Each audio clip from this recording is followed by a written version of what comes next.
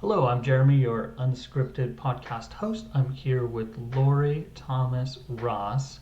Why don't you give yourself an introduction focusing on the things in your past that should make us trust you as an expert in your niche?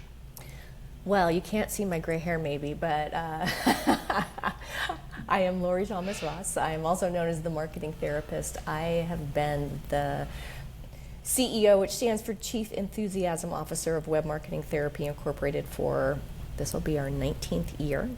And I have been on a mission my entire career to help great leaders and organizations have a happier, healthier, and wealthier relationship with marketing. I am a self-professed recovering salesperson who personally navigated the challenges of sales and the ick and the yuck, and then transitioning into being a seller of online advertising and many other things that I sold in my career, to being in marketing and buying advertising and suddenly drinking from the fire hose of search and social media and video and all these things. And for me, helping leaders navigate that in a way that is less focused on the tools, and there's a lot of stress and anxiety around, what do I do? Should I do this? Should I post this many times a week? Should my articles be so many things? Oh my gosh, I'm getting the email saying my site's not getting indexed in Google and I'm freaking out. All of that fear is highly unnecessary. And so my work over, my 30-something year career now has been dedicated to putting those puzzle pieces together so marketing clicks. And I do a lot of public speaking. I taught for years for UC Santa Barbara and UC Berkeley. There's the why should people trust you, because these major universities put me in the seat to educate their students. And I found, and I worked in corporate for years, my students were just wonderful, mostly corporate employees, but also small business owners, entrepreneurs. And I found myself in these weekly classes with them just moving mountains. I mean, they would come in with their marketing challenges and we would just unpack things and they'd make great progress. And here I was in corporate, still having the 50th conversation of why we needed to update the metadata so it doesn't say company name : home on the freaking homepage. And because they don't want to, let's have 20 more meetings about it, where I love the, the nimble nature of small business. I love the entrepreneurial mindset. And I found myself just focusing on what I loved best, and that was helping these really fascinating, heart-centered, professionals. And so, yeah, it's been a wacky, wild, wonderful journey. I'm definitely one of those .com veterans. I was in the industry in 1999, and that's a whole other podcast that we can talk about. But yeah, it's, I wrote a book. I have a book with McGraw-Hill on online marketing. And yeah, I thoroughly enjoy helping folks navigate how to make marketing better. And no matter how old or new or large or smaller companies are, we all need to be paying attention to marketing. I agree. Is there a particular vein or niche, do you really like working with lawyers because they've got things dialed in more and they tend to have a bigger budget, or commercial real estate because they're going B2B? Where's your niche in terms of your favorite client set? What type of business do you enjoy working with the most? I speak on behalf of myself and my entire team at Web Marketing Therapy when we say that we love intentional leaders. And these are leaders that operate with values. Not only does the business provide high value, but as leaders, they have high values, and that makes them better employers. It makes them more open to, messaging that is not only on brand but on purpose. And to that point, I've had a long career, and I got should on a lot, as I'm sure you have in your career. Oh, you should niche in law. You're really good at that. Mm-hmm. Something in me always knew I didn't have to follow someone else's suggestions necessarily. I'm a critical thinker. And while we have lots and lots and lots and lots of lawyer clients and law firm clients, we work for doctors, we work for authors, we support folks in real estate, the homeowners association industry, coaches, just trying to think of all the different types of emails I saw coming in and out of my inbox today. But at the end of the day, the reason we get up every darn day and keep doing what we're doing is because we genuinely love the folks that we're working for. And so, yeah, for me to say, like, you know, we only do law, like, that's a huge part of our business, but the lawyers that we're supporting are really wonderful people. Got it. So as we transition, because I've been in the game too since like 2007, so I've been playing the SEO field for quite a while, and I've seen several large transitions in terms of how the marketers are approaching the market. And it does feel like there is something in the past 2 years that feels different in terms of challenge.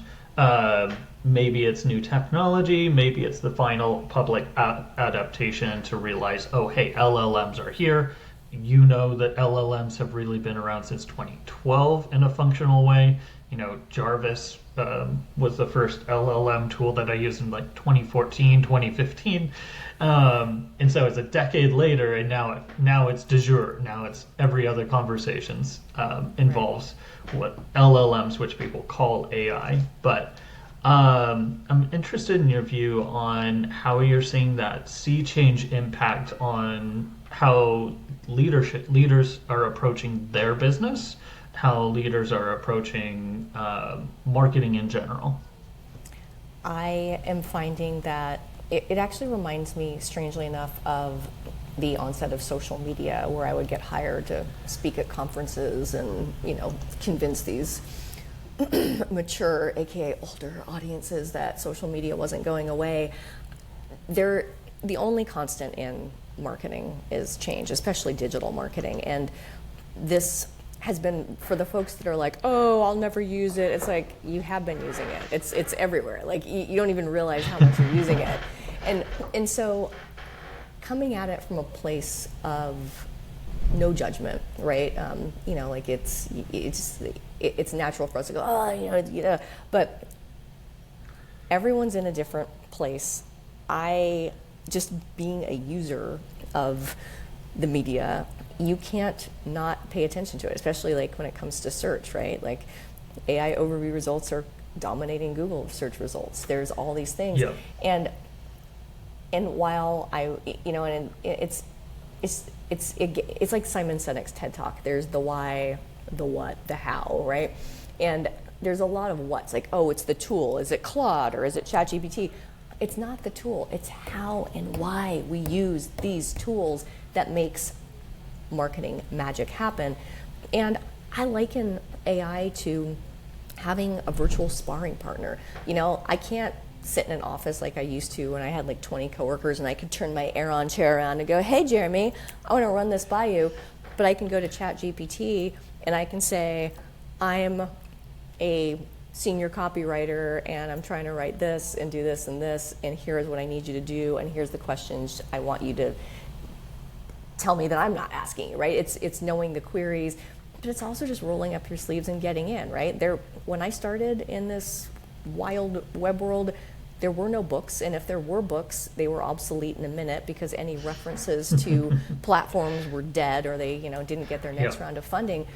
And so we just have, it's human nature to judge what we don't understand, and I come at it from a very psychology of marketing perspective. This isn't lazy, crazy, or bad. If some people are afraid of it or won't use it, everyone's going to be using it, and they're already using it, even if they don't know they are. But just getting in there, and it's not going to be perfect, right? I think about the stupid stuff I posted on Facebook in 2006 or whatever. I didn't know what I was doing. So we just have to be willing to create, execute, and monitor, and rinse, repeat, and be open to being open. But as marketers, we cannot not be paying attention. And in SEO, what do they say? Content is king. And then those of us that are like uber nerdy, we're like, it's the whole freaking kingdom, right? The power of content is even more powerful right now. And as we're, as an agency owner, as we're writing content on behalf of our clients, and whether that's about pages or service pages or blog posts, videos, all of this is data that's getting populated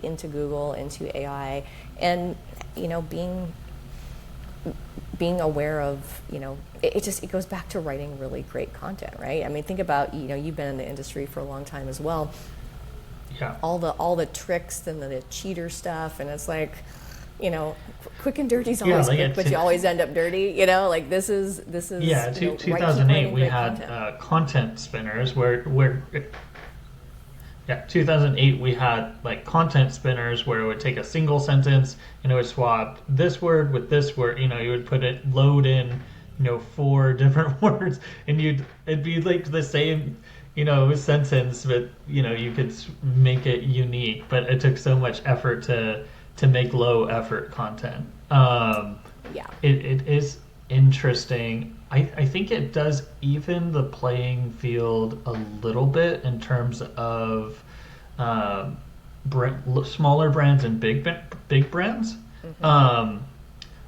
Because it was difficult to outsource to overseas and get a pool of talented enough Filipino and Colombian and overseas writers to create your content at scale. And so only larger agencies, set up the outsourced teams to do that and create bunches of content in that. So with the leveling of the playing field, you have like content hurricane. I interviewed like Nick Jane last week, and he's got like a 10 prompt process, and he's made it so simple that all you do is you tell it the primary topic you want to write about, and it writes it all and then publishes it to your WordPress directly. And I mean, that's a bold move to to put it right into draft onto the site, but it also levels a bit of the content marketing playing field, and it made me realize there's a portion of SEO, there's a portion of online marketing that got so stuck in doing our keyword research sheets that we didn't stop to think about what happens if I could get, I'm not worried, because a good month is I got 4 articles. But if I could order as much content as I wanted and have it in my hands in the next week, or what would I do with that skill? So if you were talking to your clients and you're saying the barrier to entry to creating content is almost nil, what do you do with that playing field? I think of some of our clients. We have quite the range. We have the ones that are like, oh, are you guys using AI? Oh my gosh, and they're freaking out, and we educate them on the power of it and all this thing. And then we have the ones that are almost abusing it, where we call it at our company AI barf. We're like, oh, the client just AI barfed on us, and it's like, there's no coherent thoughts, and they just see a bunch of organized content. They're like, copy, bleh, and we're like, what the hell do they do with us? When it comes to the ability to have massive amounts of content, we also have to think about our ideal audience, and we have to think about how we are showing up in the world. We talk at Web Marketing Therapy about voicing your value and your values. We also are big proponents of being educational. It's about serving and supporting your clients. The old school rules of pushing and promoting your products and services, that stuff is like infomercial dated. But if we're pulling in folks and we're writing quality content that's educational, that's empowering them, that might also be search rich and AI rich, all that. Being educational is powerful, but also being mindful of just how much you're putting out there. I think about when we're creating content, it's going on web pages, it's going on blog posts, or it's videos getting embedded into sites, being shared on social media. You can also wear out your audience if you're pushing out too much content, especially on social media posts. And I'd be curious to, got killed to be a bug on the wall, with some of the algorithm, decision makers and stuff. But I wonder if there is almost too much content being pushed out, that it could also create a flag. So that's where my more conservative, marketing mom brain kicks in of I don't want to get in trouble here. but it also is a matter of just management. I mean, think about it. There's so much content that's being created. We had a client who's she just launched a national bestseller book, and her video team did a great job, and we suddenly were like dealing with 70 videos, and we weren't going to just upload 70 videos. Having the bandwidth to do that would have been a lot of team players, but it's also just a matter of like, give people something to come back for, right? Yeah, I mean, if you publish 70 videos at once, there's no way that everybody is going to sit and go through, take 70 hours of their life out to watch that, when the average TikTok clip is 15 seconds, 20 seconds. So yeah, I think there's a responsibility in management there. The other thing, I was talking about this with Michael McDougald of Right Thing Agency about the concept of information gain in your content. And if you are purely sourcing from the raw database that all LLMs know everywhere, of that 60% of the internet that everything trained on, then does the content that you're generating actually represent a gain, an information gain to the world? Or is it just recycling and pulling from that same pool, contributing to that snake that's started to eat itself? I saw an insane statistic that suggested that up to 50% of content online has passed through an LLM in some way. Mm-hmm. Yeah, I mean, we're seeing it more and more for our clients that were, beyond the marketing process, sometimes part of the, lead sales process. Best marketing question you can always ask is, how did you hear about us? And I'm hearing more and more and more. We found this author speaker, or we found this law firm, or we found this specialist doctor through ChatGPT or through an AI search. And so, and these are website leads. These are ones that are getting, not push marketing, but getting pulled in from search results. I do marketing retreats for organizations and do one-on-one with leaders.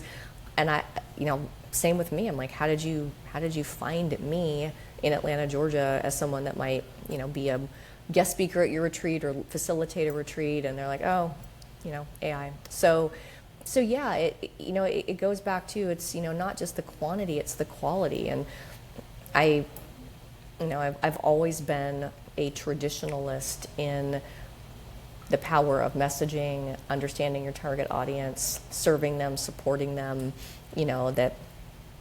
every funnel, whether it's an ad to a landing page to a website, there needs to be meaningful touch points. And if the content is meaningful and it matters and it has it's not just style but substance, then and it helps someone, then it's going to continue to work. And so there's always the new trends, but there's just still the classics of marketing that will continue to win. And those who've already been doing it for a long time, they're already reaping the results.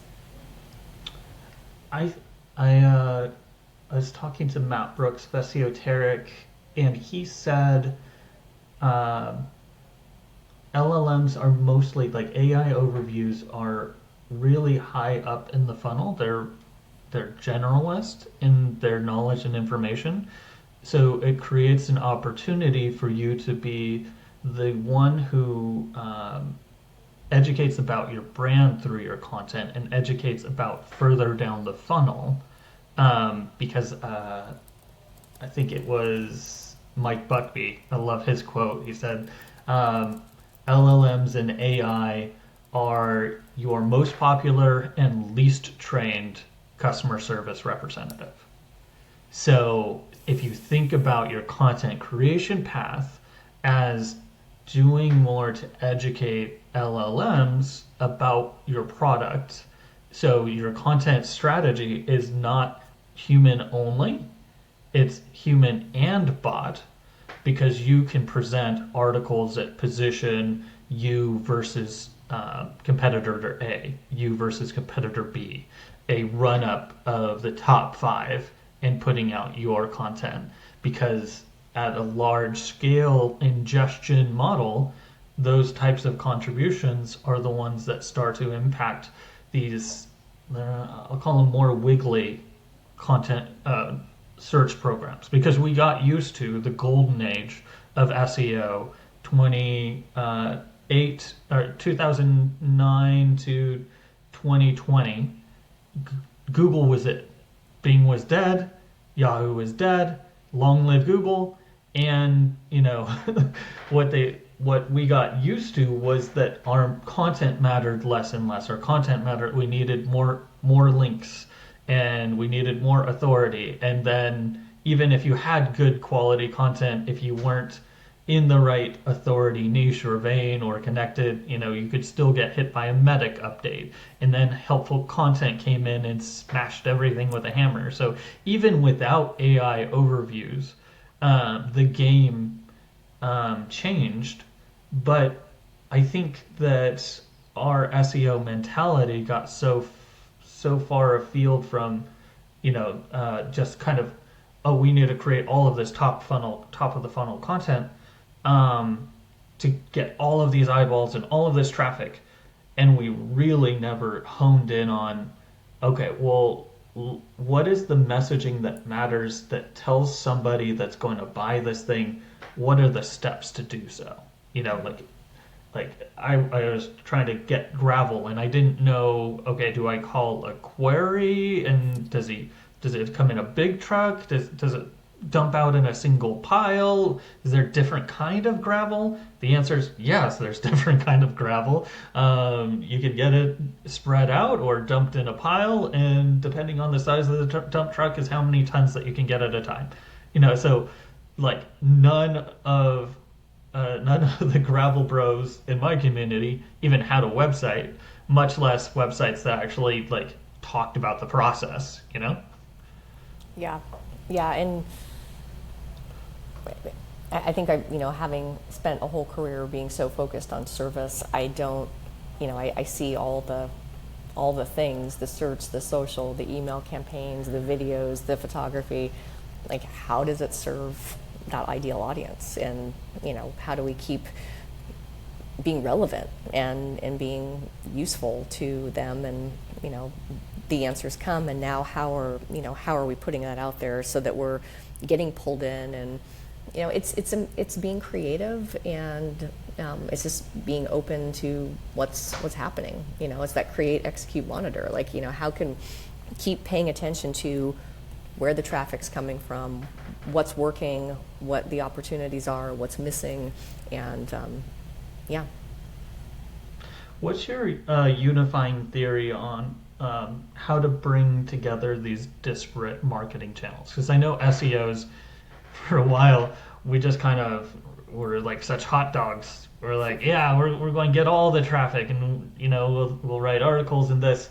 It feels like we're getting pulled back down to earth and need to connect with our peers, or think of us as bigger than just SEOers and think of us as more of digital marketers.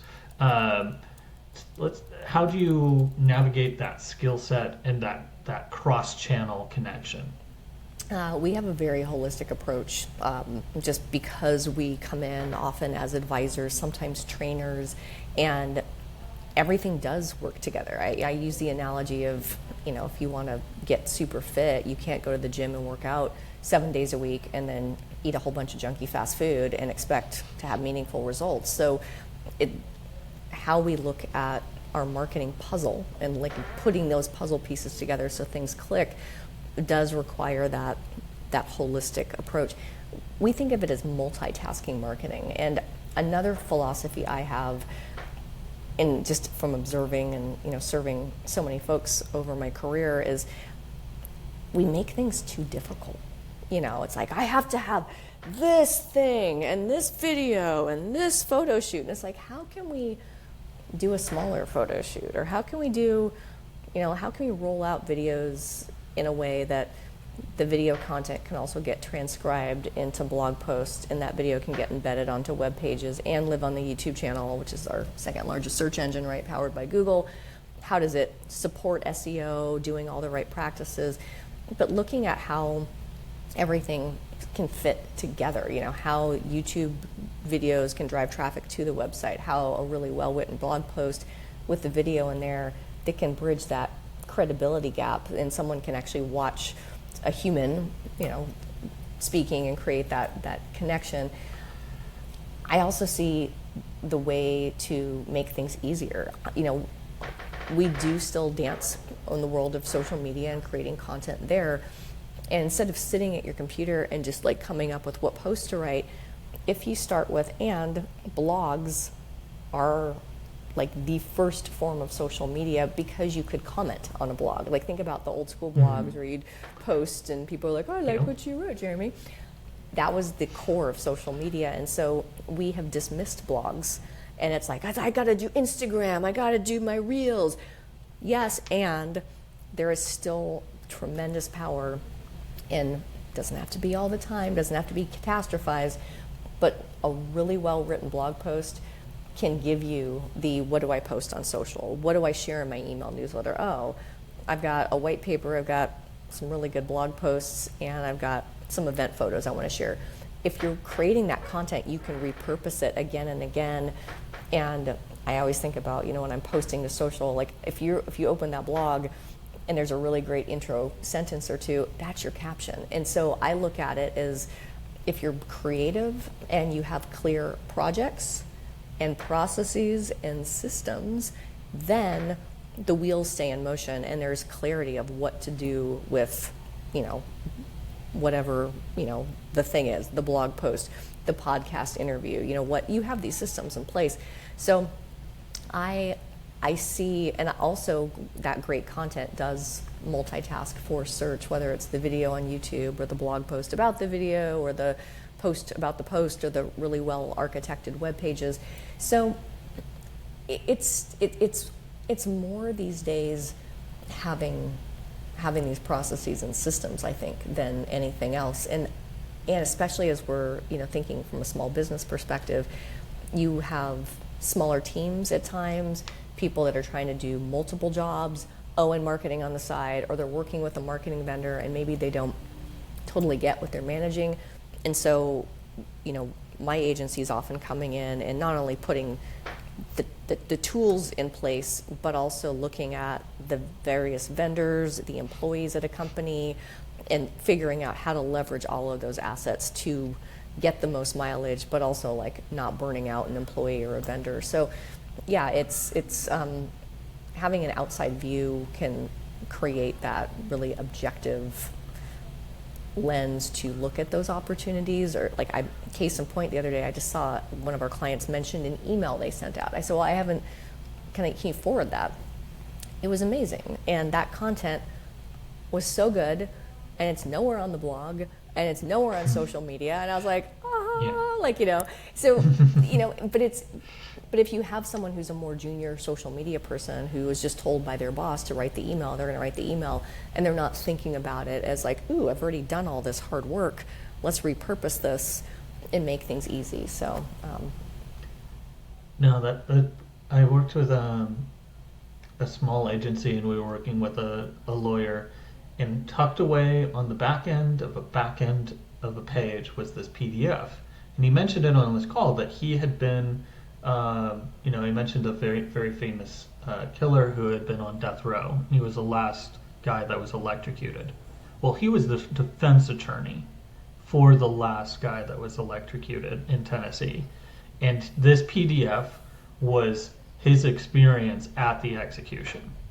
And that was like deep, like really deep, incredible content that was stuck in a PDF attached to a post that was vaguely about appeals. I'm like, we gotta redo, we gotta pull this out, we gotta make this a focused blog post. You need to cut this out and put pieces that, I learned from that something that's it tied in, and it got a huge boost.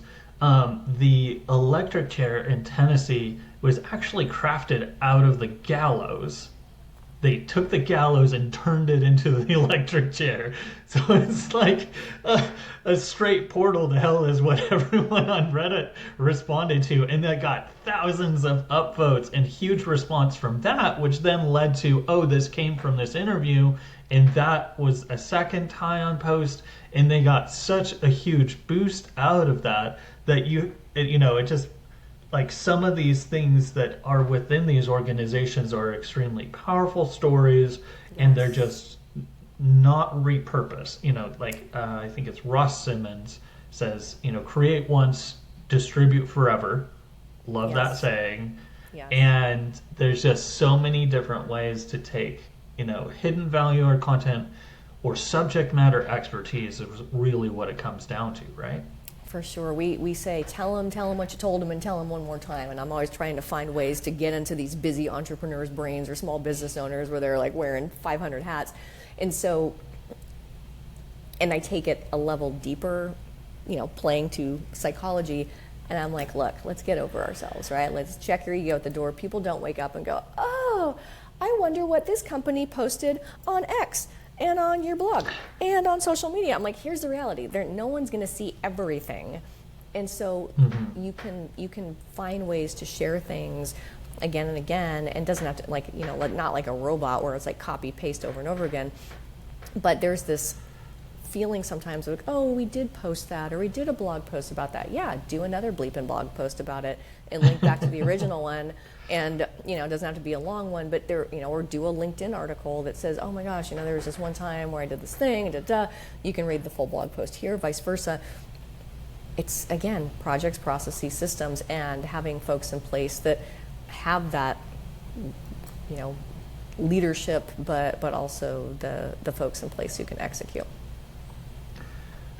As we kind of wrap up here at the end, what's your key takeaway that you give people when they're starting with you? What's a mentality or a process that you always engage that has a really big impact?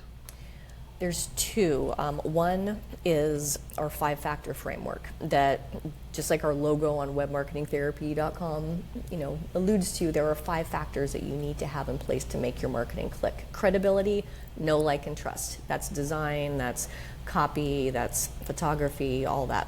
Usability. If people can't use your website, or figure out how to link to the, full thing, or go to your website from the YouTube video, you have a usability problem. And in putting those best practices in place, visibility, right? This is why we're connecting today. Search, social, ads, email, PR, all the things, offline marketing. Sellability, why you versus the competition. Reality check, I'm not the only marketing agency in town. What makes us different? It is our high-touch approach, it's our 5-factor framework, but it's also, we're very, very dedicated to supporting our ideal audience. And so, having that ability to voice your value and values, which we talked about before, is sellability, testimonials, all of that. And the last factor is scalability. We're not spending time and money on marketing, we are investing. And when we're strategic about how we spend our time, our money, our resources, then those small steps, just like a good stock, right? Small steps compound over time to make a big difference. And having that diverse portfolio and prioritizing need to haves over nice to haves. And the other thing that I teach is this concept called marketing, M-A-R-K-E-D for education, I-N-G. It's a mashup of the words marketing and education. And instead of thinking about marketing in that old school, I gotta push my products and services, which in fact, if you Google the definition of marketing, definitions like that still come up today. Instead, and which makes us all feel gross and like, ugh, marketing's yucky, marketing's ugh. It doesn't have to be. And so I always ask, whether it was my students when I was a professor or now my clients, who's your ideal audience? What do you want to help them understand?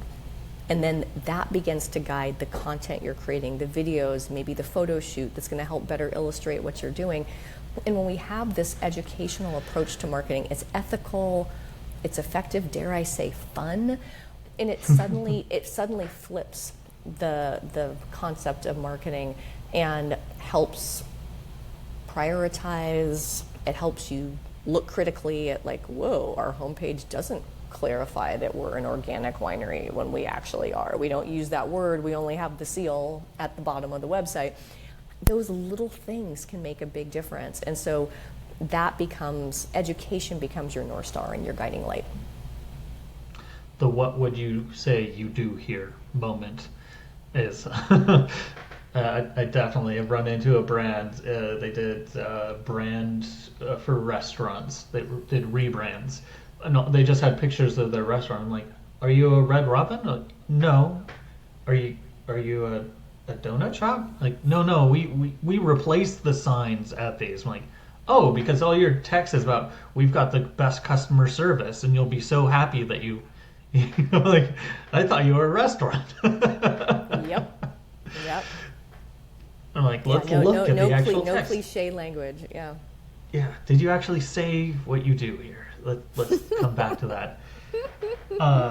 Thanks so much for the conversation. It's been a blast, Lorrie. Last thing is, where can people find you? Is there do you have a social media poison of your choice where people can interact with you?